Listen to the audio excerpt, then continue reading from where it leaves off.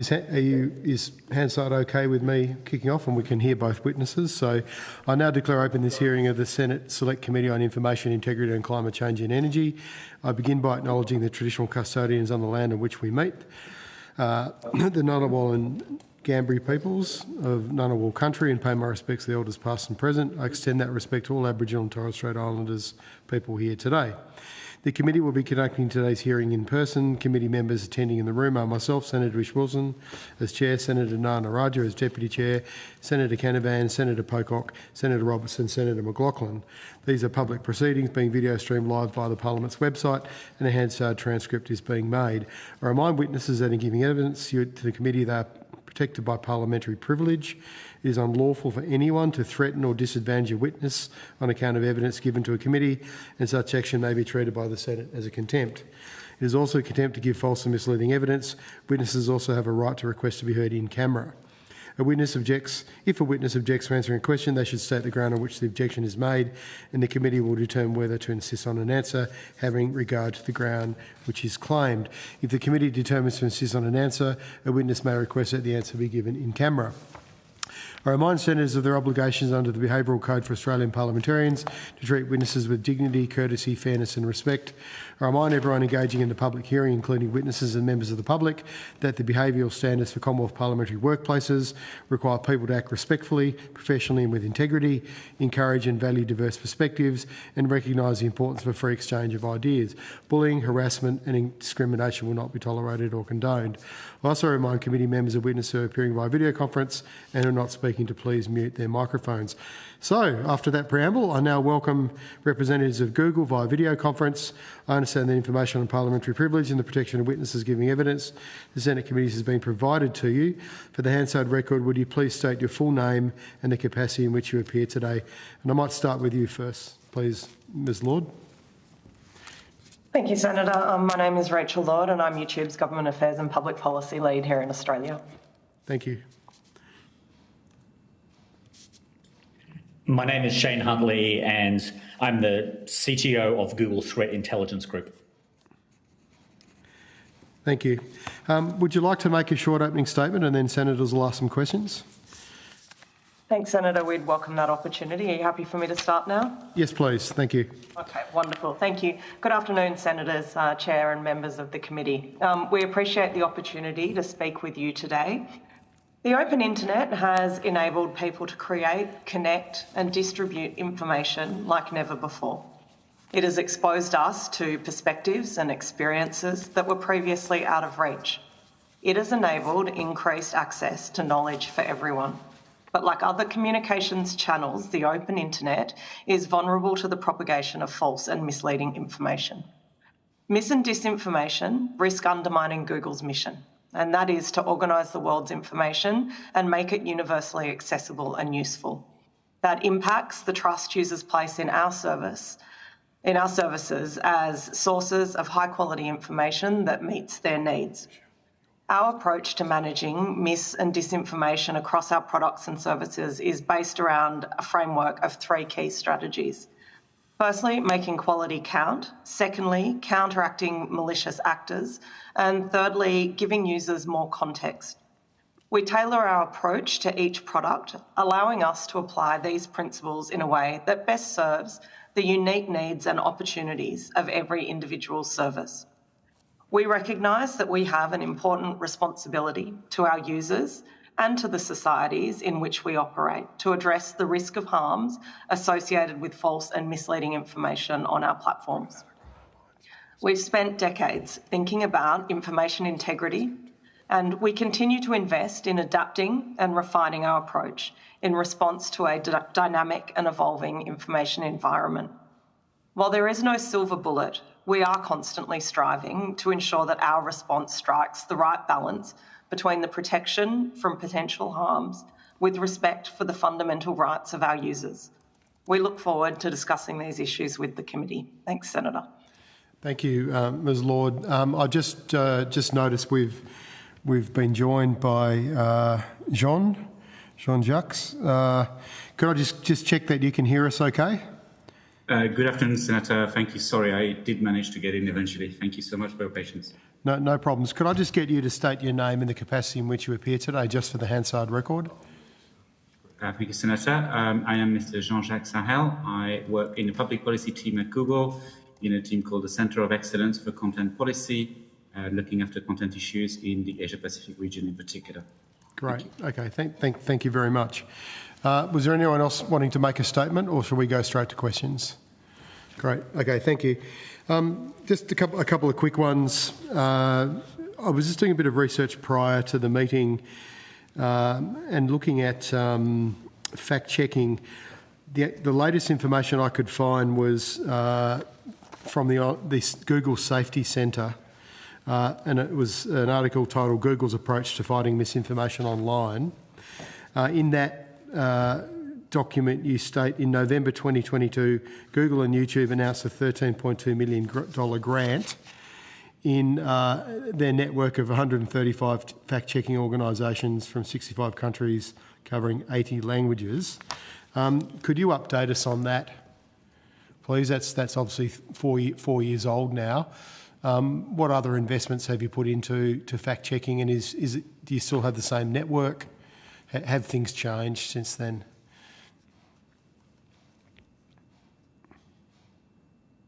Rachel, would you like me to answer this? Thank you. Thank you, Senator. As you said, Senator, this was 4 years ago. What hasn't changed, if you will, is that we've had a multi-layered strategic approach to ensuring the safety of our users across Google platforms. And to do this, we need to employ a panoply of approaches and adapt to the evolving nature of the risks that users face online. So, as the issues evolve, the concerns, the societal trends evolve, we evolve our approach. So we continue to have a strategy that is based on both acceptable use policies and community guidelines that state what are the acceptable behaviors on our platforms, and we enforce those proactively, but we combine that with methods to empower the users of our platforms with information, giving them context, as well as broader initiatives, for instance, around... Sorry, Jean-Jacques, because we have a number of senators here with limited time, could I perhaps be more specific then in that question? Do you still have third-party fact-checking arrangements in place? So we've never had fact-checking arrangements as such. We've got ongoing relationships with a range of organizations, which have included fact-checking organizations, and we continue to work with experts such as those on a range of issues relating to deceptive practices. That's evolved recently, for instance, to take into account emerging real concerns such as the exploitation of AI through deepfakes. And that's where, for instance, a lot of our focus is these days to address those new emerging and worrisome risks. So the point is that although we continue to have the same approach of trying to safeguard our users across our platforms, we evolve as the risks evolve. So you don't have, like for example, Meta explained to us the other day, they have third-party fact-checking arrangements, as did TikTok with groups like AAP Fact Check.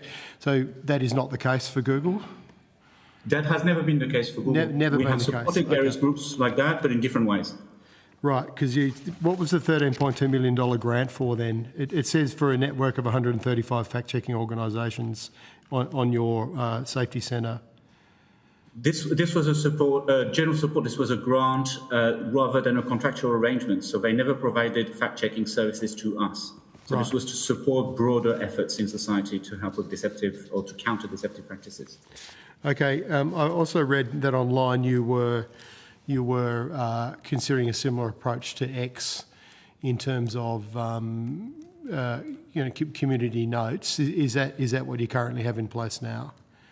I'm happy to take that, Senator. Thank you. Thank you. Look, on YouTube, we did launch an experimental pilot in the US in 2024. Yep. We are collecting feedback on that from viewers and contributors and creators, but at this point in time, we don't have any plans to expand that pilot to additional markets. So that's US only then, Ms. Lord. So just in layman's terms, then, how does it work in a place like Australia? Is there any fact checking, for example, for content misinformation content on YouTube for Australians engaged on YouTube? Yeah, of course, Senator. Let me answer that for you for YouTube. So as JJ mentioned, we do not and have never operated a fact-checking program on YouTube similar to other platforms. So we haven't used fact checkers to validate individual pieces of user-generated content on YouTube. We've never shown fact checks on individual pieces of content, and we don't downrank or demote content based on fact checks either. As JJ alluded to or mentioned, what we are focused on is actually elevating higher quality information and providing users with context around the information that they are seeing. And we use a number of levers and product features on YouTube to achieve this. Okay, so I just got this Google policy off your website. So with misinformation, for example, this comes under prohibited and restricted content, fake and misleading content and behaviour. For misinformation, you say false, inaccurate or deceptive information can cause significant harm to individuals, businesses and society. For that reason, we don't allow users to post misinformation. You talk about deceptive and misleading health and medical information, harmful content that contains deceptive and misleading information about civic processes, harmful content or newsworthy events or civil discourse that has been manipulated to deceive or mislead users. So how do you stop content that is misinformation if you don't have fact checking? What's the simple process that you use to stop that misinformation being posted? Thanks for your question, Senator. Sorry, I think I just want to be clear that my answer will address YouTube, and we do have different content or policies across a suite of Google products. So I'm happy to share with the committee YouTube's community guidelines, which are our content policies. We do have some misinformation policies there. I mean, look, Senator, as you would imagine, and as we've mentioned in our opening statement, misinformation is a complex challenge, and we do use multiple levers to respond to it. So on YouTube, that will include setting some baseline guardrails around the types of content that we do and don't allow on our platform. But it's also using rankings and recommendations to elevate high quality information. And providing context to users using a few different sort of product features. So that could include things like information panels where we're providing information to our users at the top of search results or on videos. We do have an information panel for climate change that will provide a factual statement and direct users through to a UN landing page.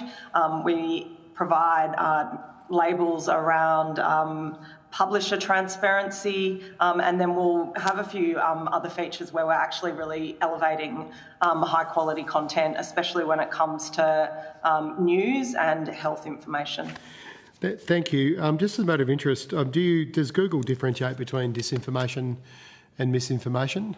And do you, for example, monitor coordinated inauthentic behaviour and take down networks at that point of content moderation? Yeah, I can take that one on the threat side. There's a range of different terminology, but we certainly have a range of policies, and we look at information under these different policies. We certainly have my team, as part of threat analysis group and also with trust and safety and our intelligence group, have been tracking coordinated information operations and campaigns along those lines for many years now.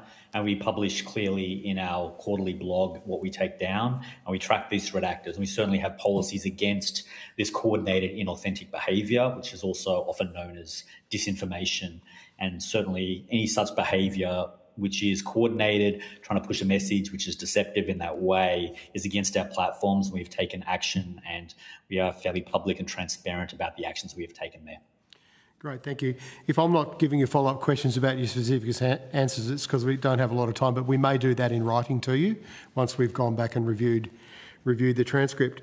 I note on your Safety Centre information you provide about fighting misinformation online, you quote a specific time in history between March 2020 and March 2021 that with more than 50,000 fact checks surfacing on Google search.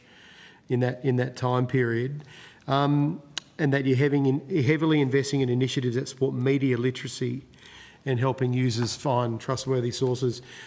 Just quickly, that fact-checking in terms of Google search, does that saying that you detected, you fact-checked 50,000 misinformation posts, or is that something different? And could you also just briefly tell us about your investment in media literacy? Perhaps I can address this, Rachel, if you allow me, since it's broader than YouTube or on search. So as I was saying, we've evolved things. So what we would do nowadays, what you would find as a user is that we check much more than 50,000 sources of content, or many more. What would happen is that we would give information to users, for instance, with tools such as what we have that's called about this image. So say that you see an image online, it comes up on Google search. What you can do is right-click on it, and it will give you background information on this image. It will tell you, when has this image been taken? Has it been modified or created using AI? So that you get a better feel for whether this is, for instance, if this is a piece of news, is this an image that has been just taken in the last few days, or is it actually an image that's been recycled from 5 years ago that may be completely unrelated and used in the wrong context? So that's how we try to provide users with a range of factually related information that help them to apply to take informed decisions vis-a-vis the content that they see today. So this is certainly on thousands and thousands of pieces of content, and in different ways. We really try to do it in an expansive manner. Thank you. And Senator, I'm happy to jump in there with some additional information on media literacy programs that we've supported in Australia, if that would be of interest. I believe Google was one of the original founding funders for some of the digital literacy work being undertaken by the Alana and Madeline Foundation. They partnered with YouTube on a suite of videos called Hit Pause, which is designed to support sort of older teens and younger 20s users to spot misinformation and other sort of, behaviours online.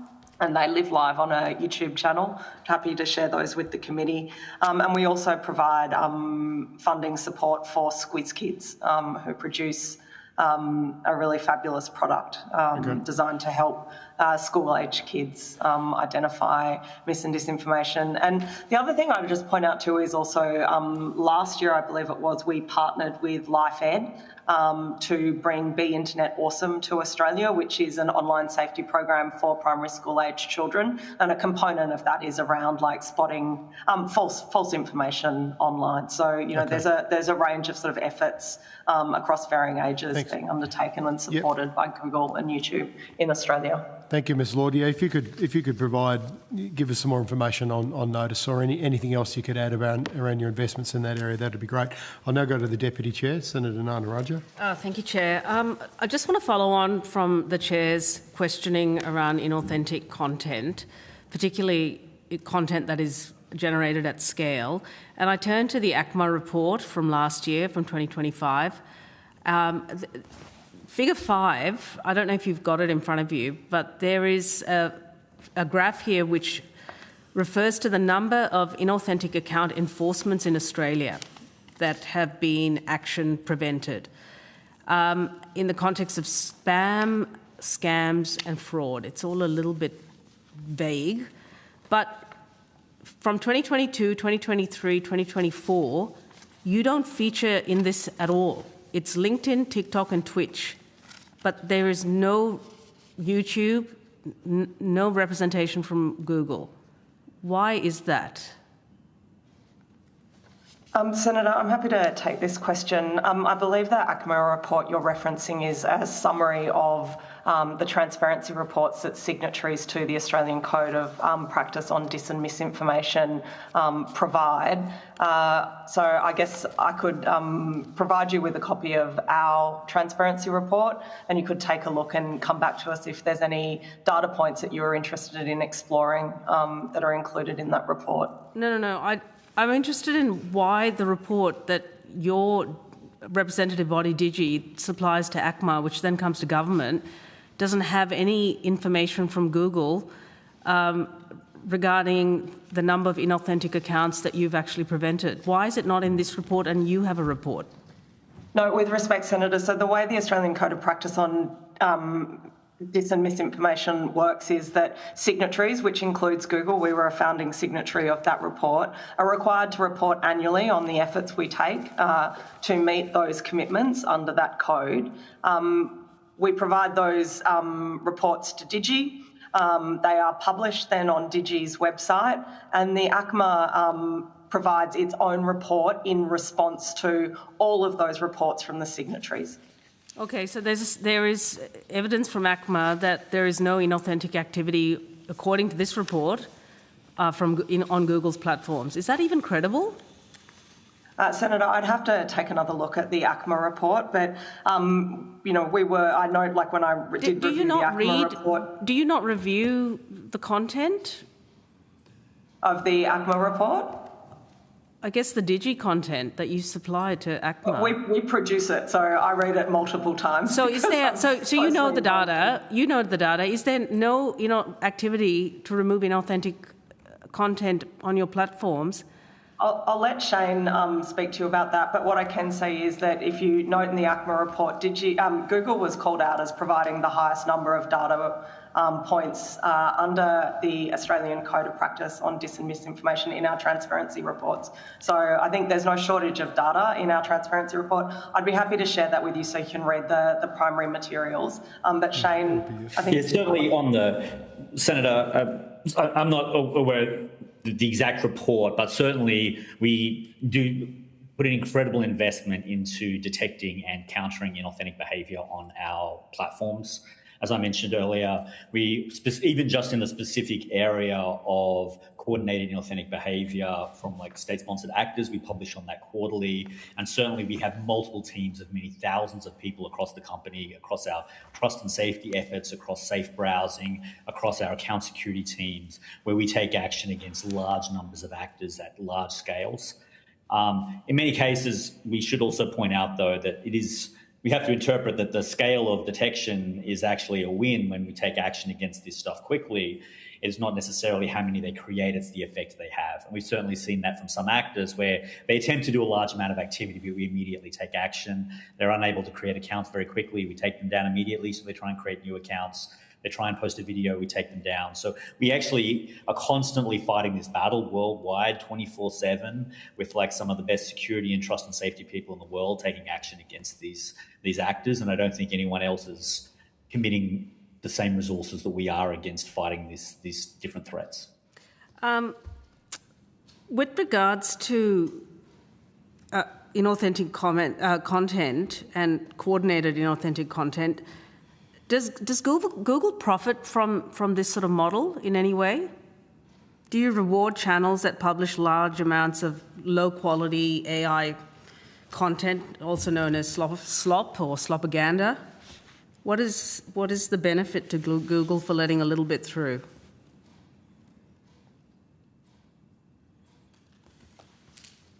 I think Rachel is looking at me. Thank you, Senator. Thanks for this important question. So through our various policies, what we attempt to do is that we attempt to demonetize, i.e. not pass on or allow for advertising on pages that would be carrying violative content. So to the extent possible, indeed, there wouldn't be any monetization of that violative content, certainly if we're aware of it. And certainly much of our efforts are trying to surface the best content, right? Going all the way back. Our mission is to make the world's information universally accessible, and certainly it's in our interest to actually provide the best content to users, the most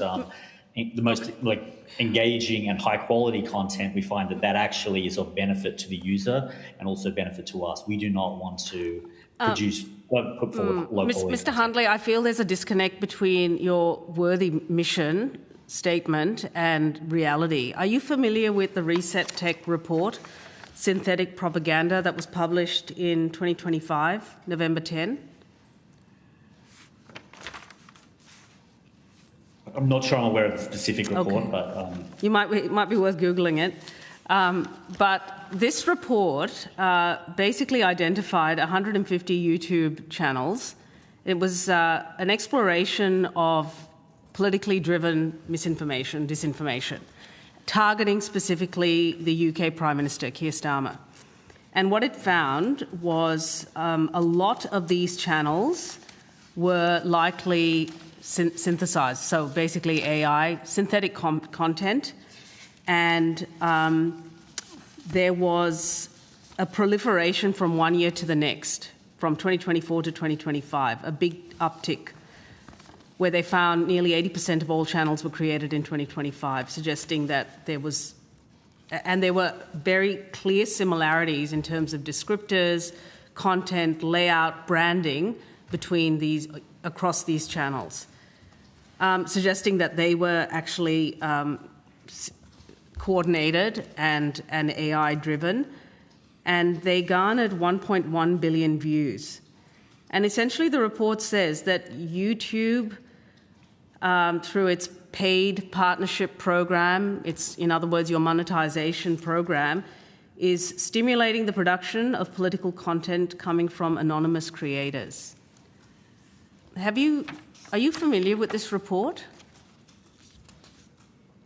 Senator, I'll jump in here for YouTube. Not aware of the report. Would welcome some time to review it and understand it. Not in a position to comment on that, to be honest. Okay, it would be great if you could take it on notice, because this is clearly a problem on your platform. It's been raised by a civic group, and it's not clear to me that, you're doing enough to clean up AI-generated slop on YouTube.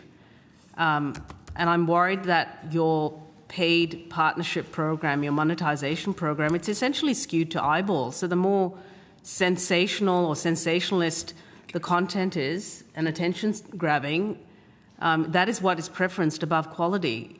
Am I right or am I wrong? Senator, you're asking a good question there. Look, I think there's a number of facets here that sort of go to respond to this question. We do set the bar for monetisation high through our YouTube partner program. There are thresholds for entry to that program, and then all participants in the YouTube partner program are required to comply with a suite of policies. It includes community guidelines, etc., our advertiser-friendly guidelines. I'm happy to share some more detail with you around that. Focus in on the integrity aspects of those guidelines, that would be helpful, rather than the number of views and so on. A number of views is meaningless these days. Of course, I'll just share some general information with you on notice about the YouTube partner program. But what I would say then is monetisation is complex beyond that. So, it really does become a question of, how many times content's viewed, and then that's relevant to, is that content being actively recommended, or is it being surfaced high up in search rankings on YouTube? And as we've discussed, our priority there is actually around quality content and elevating that. The other point I'd note is that, this question that we have some sort of financial incentive to surface poor quality content, I think is somewhat misplaced. That doesn't work on our platform. We've learnt that in the past, and the reason that doesn't work for us is because it's just not in our business interest, and that is because advertisers don't want their ads placed next to bad content. When we lose advertisers, we lose revenue, but that also impacts the YouTube creator community, who don't have advertisers running ads against their content, and we have this revenue sharing arrangement in place with them. So, I think, because of the way our platform operates, that's not necessarily the case for us. We do have a financial incentive to be a responsible platform. Thank you. Yeah, thank you. We've got a question that I'll follow up on that a bit later if we get a chance, but we don't have a lot of time. So, Senator Canavan, you've got 10 minutes if you'd like. Questions. Yep. Thank you, Chair. I just want to note, I'm a regular user of your services, but I noted particularly during the COVID pandemic, sometimes when I put things up on YouTube or the like, I'd get a warning, because I'd speak about climate change, and you'd have a thing about, you want to learn more about climate change, or, you'd put a label on me when I was against vaccine mandates and the like. Do you still do that? Do you still put these notes up if someone speaks about a certain topic that, they need to go and find more information? Thanks, Senator Canavan. Yes, on YouTube we do for certain topics. We apply, I mentioned previously, these information panels on a range of different topics. That does include climate change, and obviously, we consistently review and reassess, which topics those information panels are surfaced on. Okay. I just checked. I don't seem to be getting the information panels anymore. Do you exempt politicians or something now? Or? No, we don't. They're applied to the top of search results and on videos, regardless of the speaker or perspective, just relevant to the subject matter. So you're saying I need to up my game because I took them as a badge of honour, and when I see them on someone's post, I usually think, well, that's something I want to read or listen to because it's obviously going against the establishment's delusions. I'd love to see more of those because I think they really help us identify good content that is actually challenging the groupthink that we live under at the moment. So what can you tell me what topics your information panels relate to at the moment? In Australia, I'm only really concerned about the Australian context. Yeah, of course. Look, it's topics where,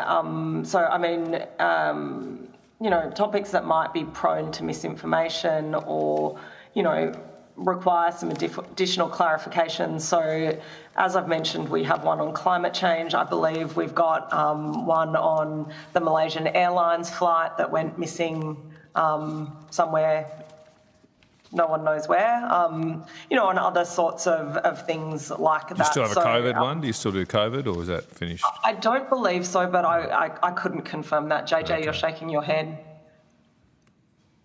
I think you might be on mute. Apologies. No, I think COVID, we've moved on from that, just as others have, but we've got things like the moon landing, for instance, which remains, one of those debates or sensitive questions. Yeah, that would really be a badge of honour if I can get one on the moon landing up.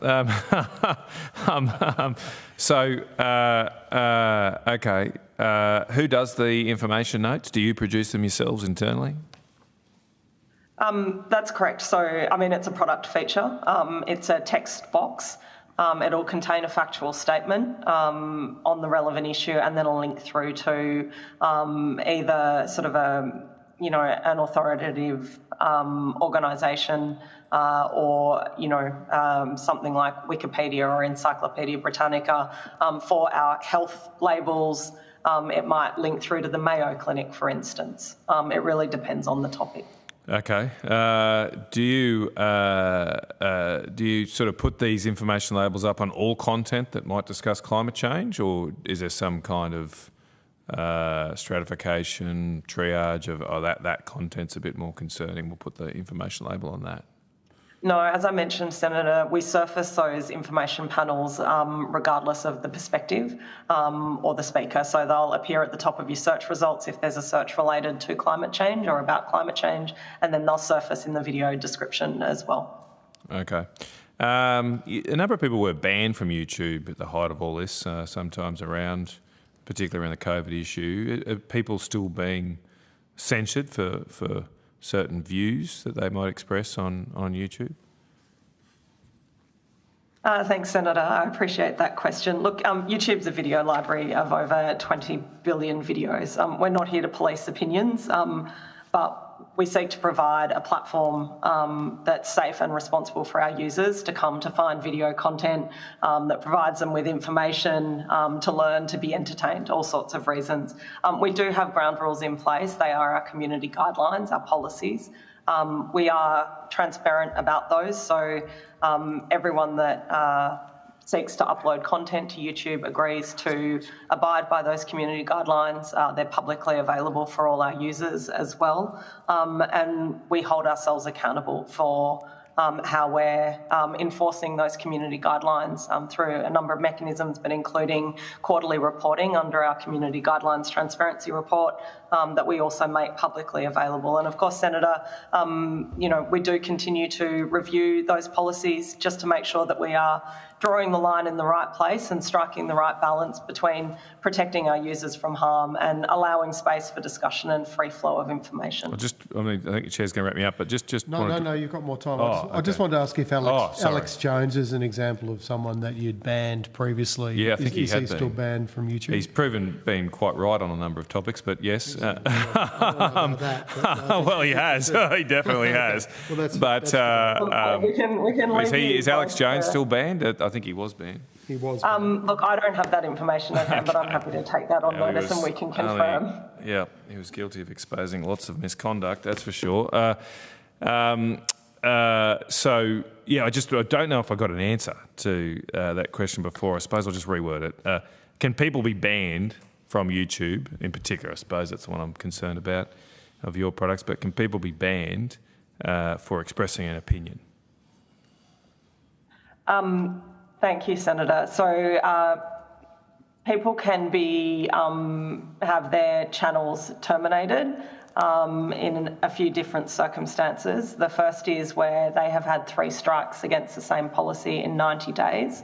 The second is where they're running a channel that's wholly dedicated to violations of our community guidelines. And the third time that we will terminate a channel is in a single severe instance of abuse.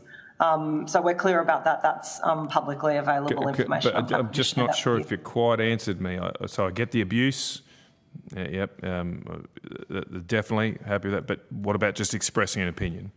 If I express an opinion on a particular political topic that falls foul of some standard, can that contribute to one of my 3 strikes?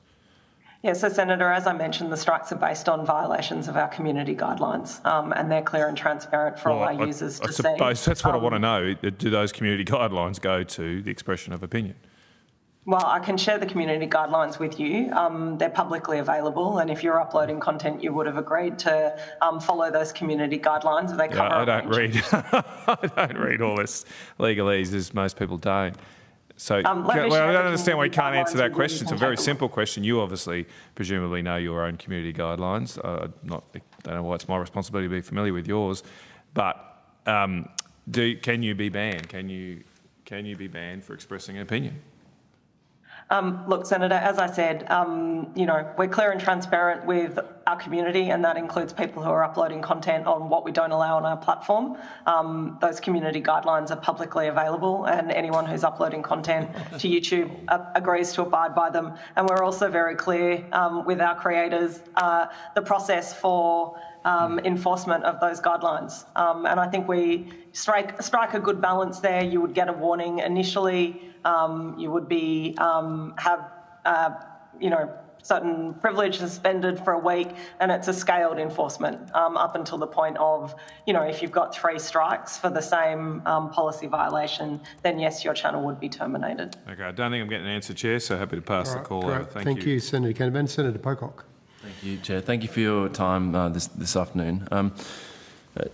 Do you accept that AI tools like Google's Gemini present a significant challenge in mis- and disinformation being created and spread? I can take part of this. I certainly see that AI is an incredibly powerful tool, and we are on the kind of enforcement side. I think it is a tool that can be used greatly to actually fight against these threats, but it also, as a powerful tool, can also be used by the bad guys as well. We've been very transparent about what we're seeing currently from serious threat actors and how we're seeing this abuse. We're also investing very heavily on detecting this abuse, preventing this abuse from our systems and detecting it. So I think this is every time we've had a technological leap, we actually see that it evolves the threats, it evolves warfare, it evolves crime. We are certainly of the position that we are going all out to use this capability, and we've used it all the way back from we used AI for spam filtering for over a decade now, but we want to be on that forefront. So we think that AI can actually allow us to win against these threats and make things better, but it requires a heavy investment for us to use that. But certainly this tool, like all tools, will be used by the bad guys. Thank you. So I guess what I heard is that you accept that it presents a serious risk, but it also presents an opportunity, and you're working hard to minimise the risk. Yes. You said that you're transparent around threats. What evidence is there that Gemini has been used to create content that has mis or disinformation, or has been used to, I guess, direct bots? Well, certainly for content produced on Gemini, we have a technology called SynthID, which is built on, which puts in watermarks and systems for detection. So we think that Gemini is one of the harder platforms to use for this particular type of abuse. And we have strong detections across our platforms. And this is an industry standard that we've developed. We certainly have seen limited use of these capabilities to develop phishing messages, to research how to target people. So we have seen some levels of abuse, and we have produced 2 reports from our threat intelligence group, and we can forward those and provide those afterwards about the specific details of what we've observed of abuse on our platform. We certainly have people dedicated now as one of our highest priorities to detect this abuse and surface these threats, because it is an area of great concern, but also that we need to work together to fight these threats. So we're trying to surface that as much as possible. Mm-hmm. Thank you. How many people are dedicated to looking at this issue? How big's the team?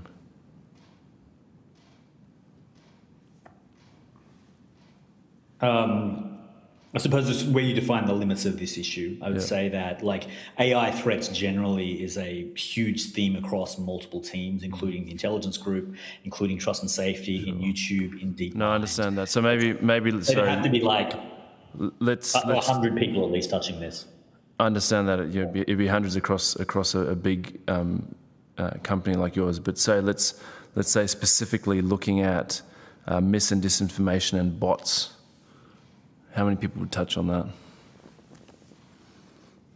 I think I have to take that question on notice Okay. to get a solid number. It would be a fairly large number spread across a number of teams. Thank you. And I guess given what you've said about the very serious risks, but also the opportunities, can I take it that you would be supportive of safeguards or guardrails to protect against the use of AI to create mis and disinformation? I certainly think that this is a very highly evolving space, and I think we have to be careful when it comes to policy legislation, that we are adaptive and that we don't lock ourselves in, because I do think that we are very quickly adapting, working against these threats. So making sure that whatever we do in this space, that we don't lose our dynamism and ability to do this. And so how would safeguards or guardrails against using AI to create mis and disinformation lock us in? Are you supportive of safeguards or not? How are the policy colleagues here? I'm more on the technical side. I might just offer something. Thank you, Senator, for these important questions. And these are the questions we've been grappling with for a while now. We came out with AI principles back in 2017, and we're already thinking about what sort of guardrails we should put in place. And we're working with policymakers here in Australia and beyond to try and think about what would be the right approach. I think one way to think about it is, when we think about technology, Shane was mentioning how we've developed something called SynthID, which basically tags each image that's generated by AI so that it can be then analyzed, and the tag can never go. It's a mark that can't be tampered with, we believe. And what we would hope is that those sorts of marks that help to identify AI-generated content are not just generated by Google, but that are adopted across the industry, so that we have an industry-wide set of preventative tools that can then be translated into helping users to actually understand if content has been generated by AI, and therefore whether they need to pay more attention to this. So I think it's about finding the right sort of technical means and then backing them up with wider practice. So we're hard at work on exactly that at the moment. both within industry and then in partnership with policymakers and around the world. Thank you, Mr. Sahel. I guess the concerns from me, and I think this is shared by many Australians, is that we are being warned about the risks, the not insignificant risks that AI pose to us on a whole range of fronts. And we hear Google, Anthropic and others talking about some of the very concerning developments that are coming up as you are monitoring how these AI systems are developing and organising. And yet, every time we talk about guardrails, we hear about the tools. Don't worry, we're looking into this ourselves and we're developing these tools.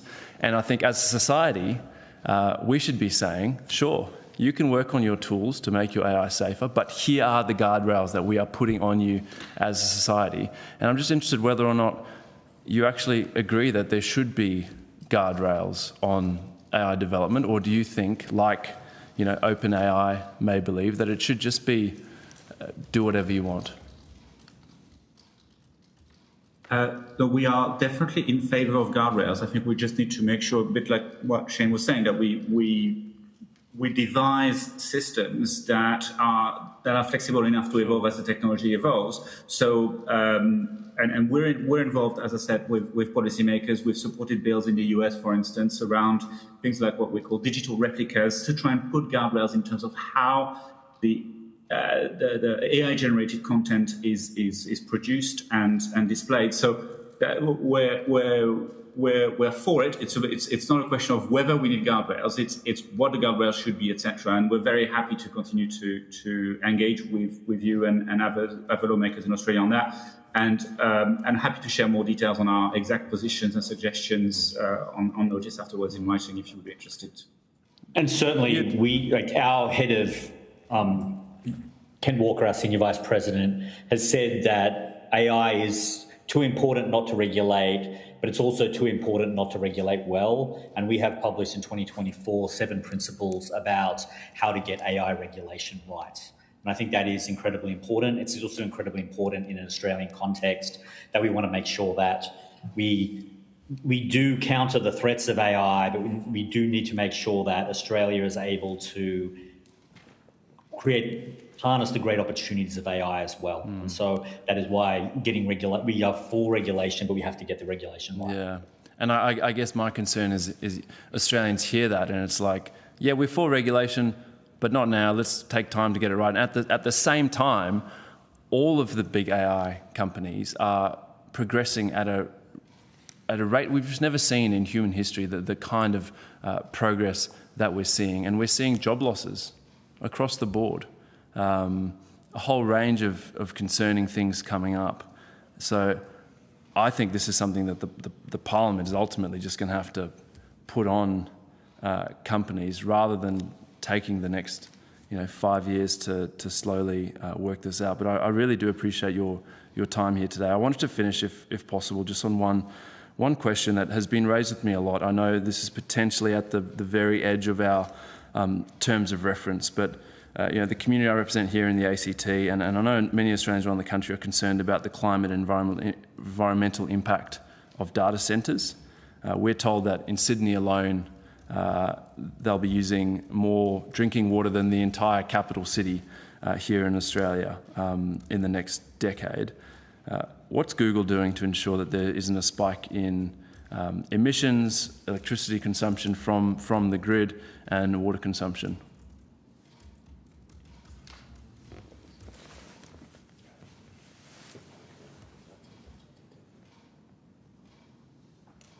Sorry, JJ, you're right to take this one? No, I was just going to say, but if you can, that's great. Thanks. Thank you.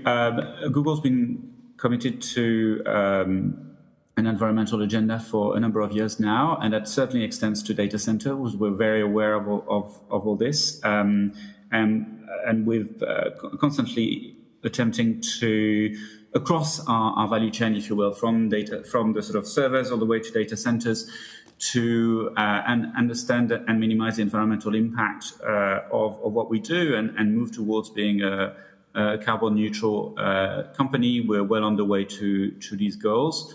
So we would be happy to provide more specific numbers, but we're very aware and share the concerns for the need to make sure that as our data consumption continues to increase, that we minimize the environmental impact. And in fact, the trend is positive, because I think we're finding ways in which we can minimize the negatives. So it's trending in a good direction, and we're happy to take on notice to give you a full debrief on. Thank you. I noticed that would be great. I know I'm up on time. Thank you very much. Thanks, Chair. Yeah, thanks, David. Malcolm, you've got 5 minutes. Thank you, Chair. Thank you for appearing today. I've got several questions. I'll just give you some context. The first and most important. To me, human progress has been enabled dramatically in the last 170, 180 years by two things: freedom of thought and freedom of sharing one's ideas and building on someone else's ideas. Secondly, responsibility comes from choice. Without choice, then it's a dictatorship. People are turning to YouTube for better education. Is that correct? That's my understanding, because they're sick and tired of woke universities, and they know they can get practical experience by just educating themselves on YouTube. That applies to high school students and uni students. Would you agree? Senator, I can't comment on the motivation, but what I can say is yes, and we've had a number of data points that have confirmed that teachers, parents and children alike find value and educational content on YouTube. Okay, thank you. So who are your competitors? University lecturers, high school teachers? You must have a plethora. That's a really interesting question, Senator. I hadn't actually thought about those sectors as our competitors, to be honest. I would imagine that rather than competitors, our videos are actually useful for them, or our platform is a tool for them to share their knowledge with users. So I can think of a number of teachers like Eddie Wu, who create educational content, or content creators like Tibby's, who was doing a PhD in astrophysics, I think, and now teaches runs a channel with maths, physics and astronomy content, and is wonderful. So, I mean, I don't know that we'd see ourselves as competitors, more a platform that provides them with an opportunity to reach audiences, and then users with the opportunity to access high-quality information. So your audience, what keeps your audience engaged on YouTube? That's a really good question, Senator. I mean, look, obviously, as we've discussed, we're a video library. We have a corpus of over 20 billion videos on our platform. That comes from a wide range of sources. When we recommend content to users, we seek to prioritise quality for them. And we also, obviously, those recommendations are based on a number of signals that users shared with us that are designed to actually provide information to them that's relevant and useful. So let me give you an example. If you were to come to YouTube and search for bulldogs, based on signals that you would have shared with us in the past, obviously that could mean that we would be serving you content on a football team or content on dogs, just to give you an example. So I think, there's a number of reasons people come to our platform. So you said, and I think these words are a quote, best content is in your own interest, correct? What we understand is that users, given the vastness of our content library, the recommendations and quality rankings assist users to find content that's useful and relevant to them. And also, thank you for that. Also, if you provide lousy or threatening content, then advertisers are not going to be associated with those content streams, are they?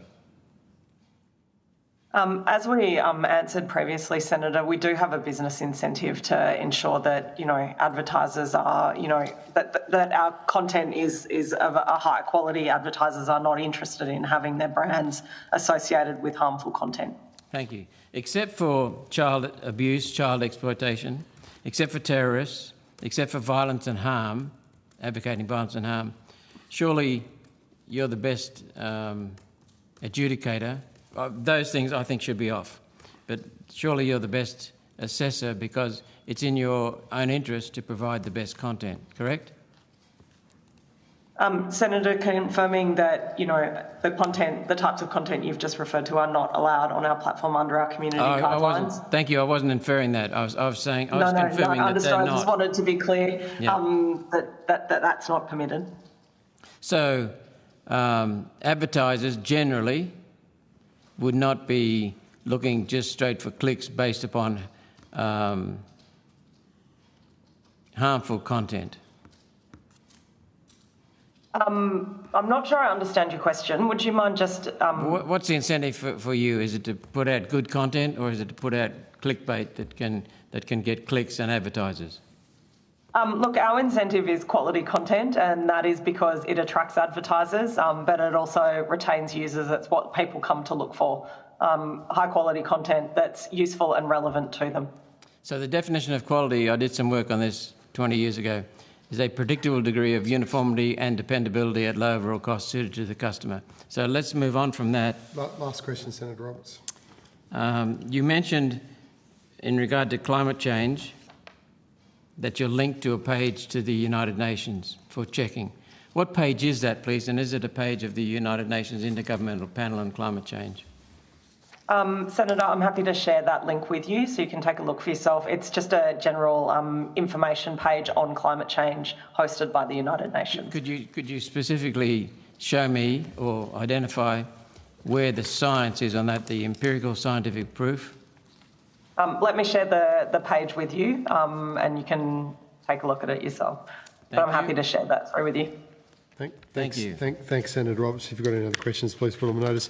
Look, just a couple of quick ones. I raised the same report with both the other two digital platforms we had, Meta and TikTok. It's from the Centre for Countering Digital Hate, and the report's called Extreme Weather, How a Storm of False and Misleading Claims about Extreme Weather Events Spread Unchecked on Social Media. Now, I'm not sure if you had a chance, Ms Lord, when you may have seen the previous hearing and whether you've had a chance to have a look at it. If not, I'll ask you to take some questions on notice in this report and I can speak about it generically. But in the report, the case studies is from 2024, so it's and beginning of 2025.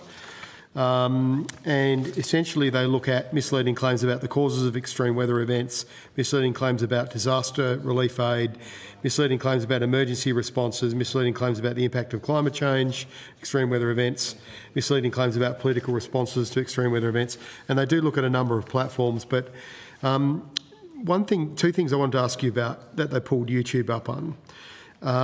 Firstly, that 29% of identifiable false or misleading claims, so misinformation videos around these extreme weather events did display ads, and of course that's against your policy to have advertisers with verifiably misleading content. So I suppose do you have a special team that will look, for example, at fact checking content that goes with ads? I know you don't do it across the board. You have information panels or community notes. So how do you actually do that? Like, what kind of assurance can you give us that we aren't seeing advertising alongside climate misinformation, which has been outlined in this report? Thanks, Senator. Sorry, I'm not aware of that report and I haven't had a chance to look at it yet. Apologies, I must have missed it in the previous hearings, and I'm happy to take a look at that and then take any questions on notice.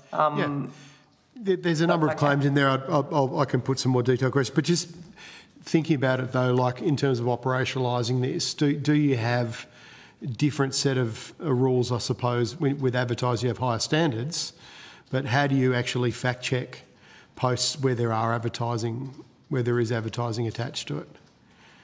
So look, our organic content on YouTube is obviously subject to our community guidelines, and I can share those with the committee. You can take a look at those. JJ, I don't know if you would be able to speak about some of the ads policies as well that we have in place.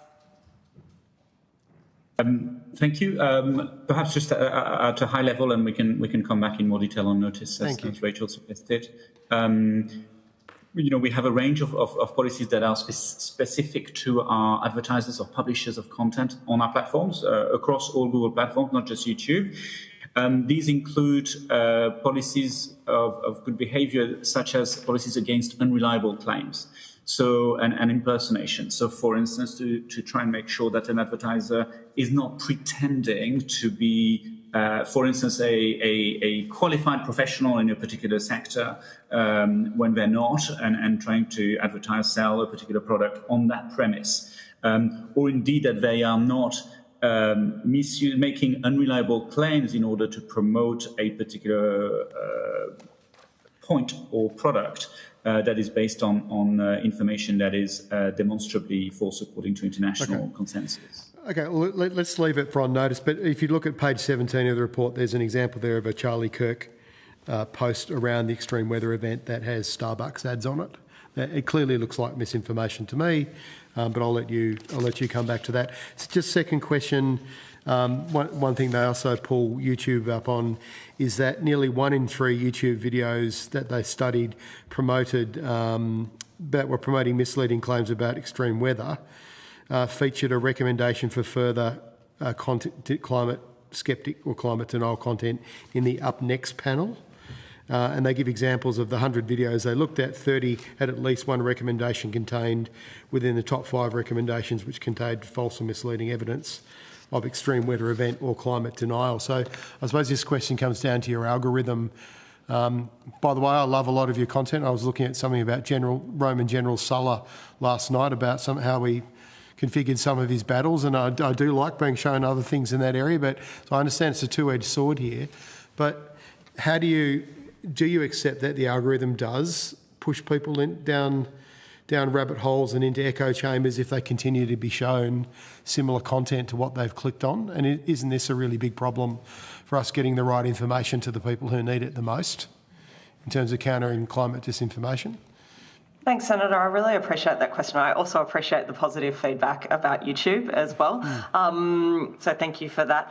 Look, as we discussed, the purpose of our recommendation system is to find videos from our very large corpus of 20 plus billion videos that's relevant and useful for users. And we draw on a number of signals to do that. We give users control over, recommendations, including the ability to turn them off on the homepage, but also to shape recommendations as well.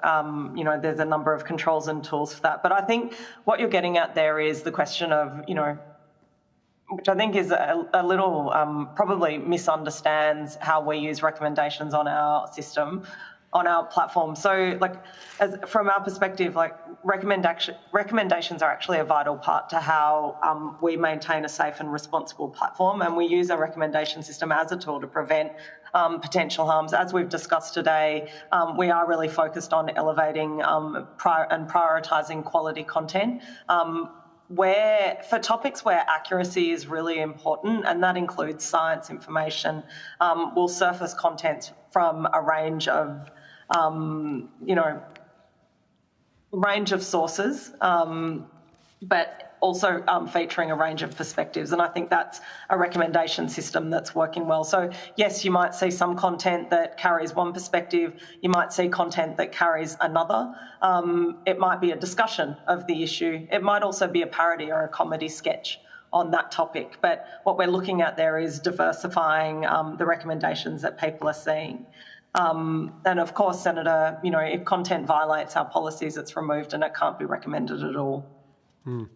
Okay, look, there's other stuff in there around, 73% of the posts that did have misleading information around extreme climate events were from verified accounts, etc. But I'll ask you to take that on notice if you could provide a response to this report. The committee will get you a copy of the report as well, and I'll go to the Deputy Chair, if you don't mind, just for a couple of quick final questions. Yeah, hi. Just a couple of questions. You did allude to this earlier with regards to your watermarking of AI content, but in general, how is AI being used on your platform to detect and prevent the spread of false or inauthentic material, and how accurate do you think your tools are in achieving that?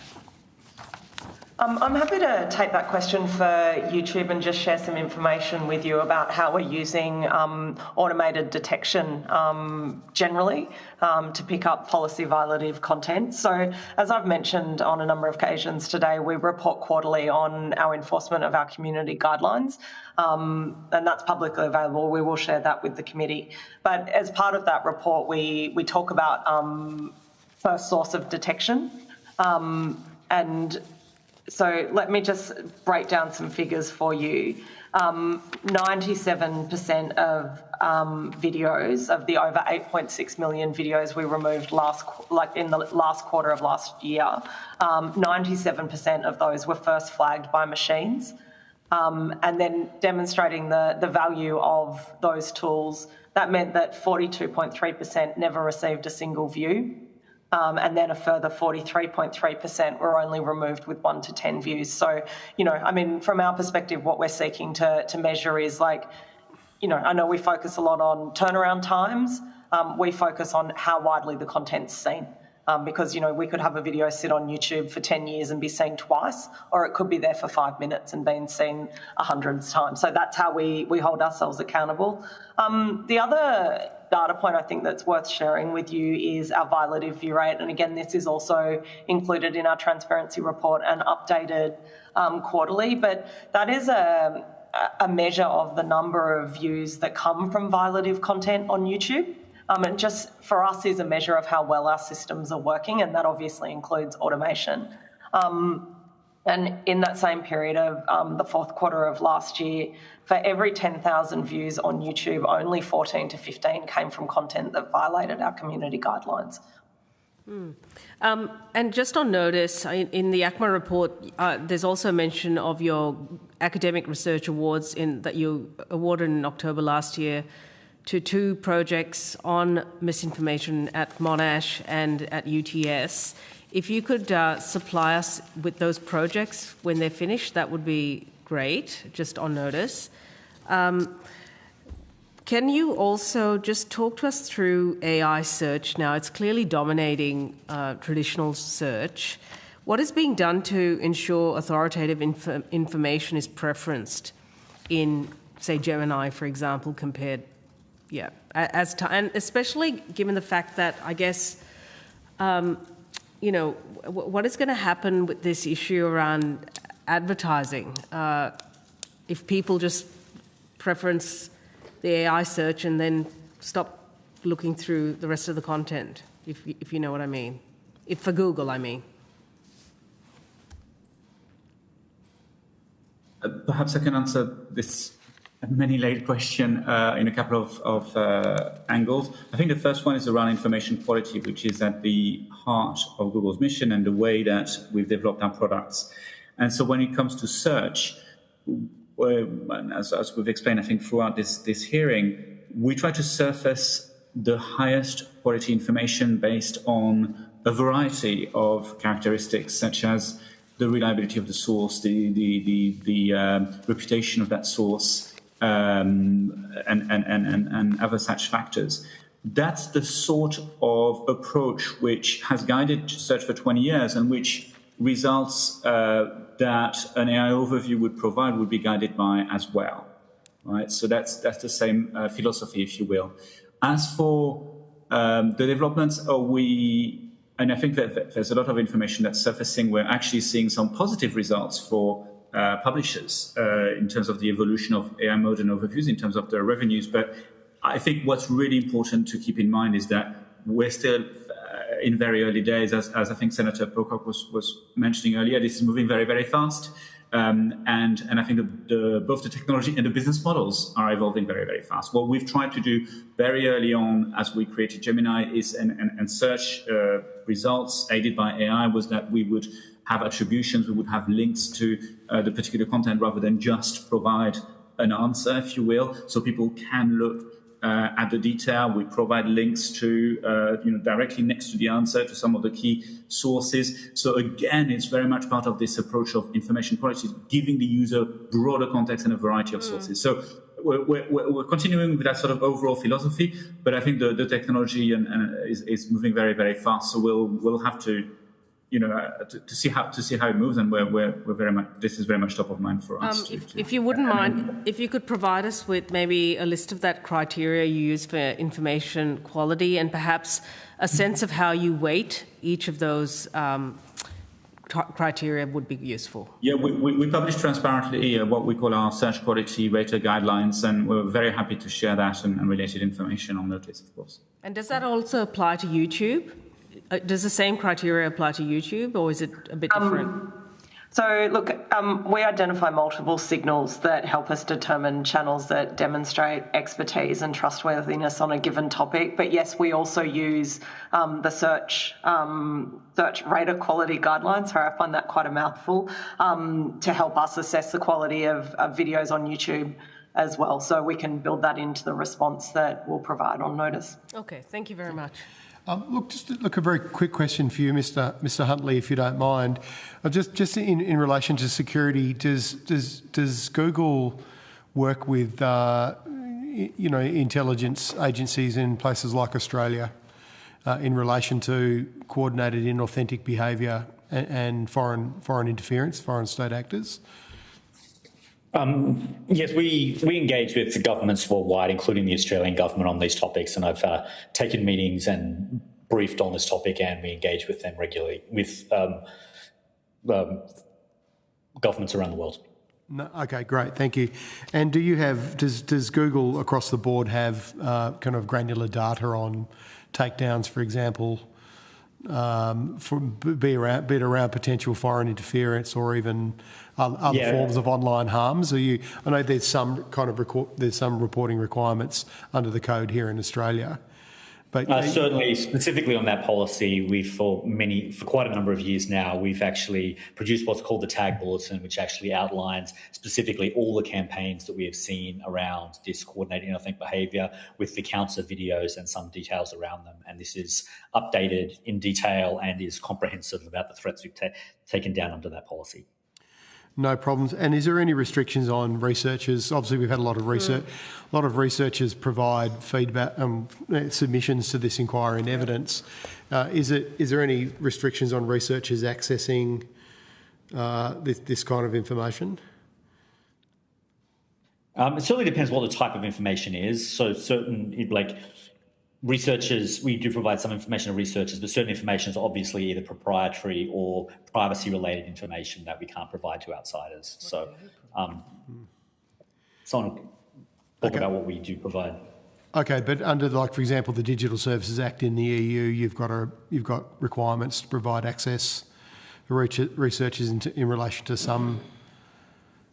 Senator, I'm happy to jump in here. Sorry to interrupt you. Excuse me. Sorry to be taking you over time too, by the way. We really appreciate your cooperation with the committee. It's greatly appreciated. No, not a problem at all. Look, we do have a YouTube researcher program, and that provides scaled access to global video metadata across the entire YouTube corpus. And that is open to academic researchers who are affiliated with accredited higher learning institutions. I'm happy to share through some further detail with the committee on that. As you've seen in our transparency report under the Australian Code of Practice on Dis and Misinformation, we have researcher awards in Australia. JJ will probably be better to speak about some of these things than I am, but we make publicly available data around trends on Google and YouTube. JJ, I'll pass to you if there's anything else I'm missing there. So there's a lot of, transparency for the public, and then specific access for researchers, and support for the research community as well. Great. Yes, if you could provide that to us, that'd be fantastic. Look, thank you so much for your time here today. JJ, I do like the octopus behind your head, the picture in the frame. Just in relation to information provided, because the inquiry is going to be wrapping up very shortly. The committee's agreed that responses to any questions on notice should be provided within 1 week of witnesses receiving a copy of the Hansard transcript. So that's usually a couple of days, but we'll clarify that with you. So that concludes today's hearing. Thank you to all witnesses who appeared, and to Hansard and Broadcasting for their assistance, and of course to the wonderful Secretariat who've worked so hard on this inquiry. And the committee now stands adjourned. Thank you. Thank you. Thank you. Thank you very much.